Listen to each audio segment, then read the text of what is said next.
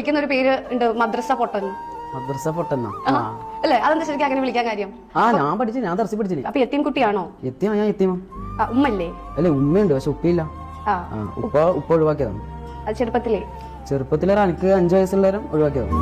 ഈ ഒരു മ്യൂസിക്കും ആ ഒരു സംസാരമൊക്കെ കേൾക്കുമ്പോൾ സത്യം പറഞ്ഞാൽ നമുക്ക് ആകെ സങ്കടം തോന്നും. തൊപ്പിയുടെ ഒരു ഇന്റർവ്യൂ ഇതേപോലെ വെറൈറ്റി മീഡിയ ഒരു സമയത്ത് എടുത്തിട്ടുണ്ടായിരുന്നു. അദ്ദേഹത്തിന്റെ വാക്കുകൾ കേൾക്കുമ്പോഴും പല ആളുകൾക്കും സങ്കടം തോന്നി എന്നുള്ളതാണ്. പക്ഷെ കൂടുതൽ അടുത്തപ്പോൾ അദ്ദേഹത്തിനോടുള്ള ഇഷ്ടം അങ്ങ് ദേഷ്യമായി. പിന്നീട് അത് ഇഷ്ടമായിട്ട് മാറുന്നത് നമ്മൾ കണ്ടു എന്നുള്ളതാണ്.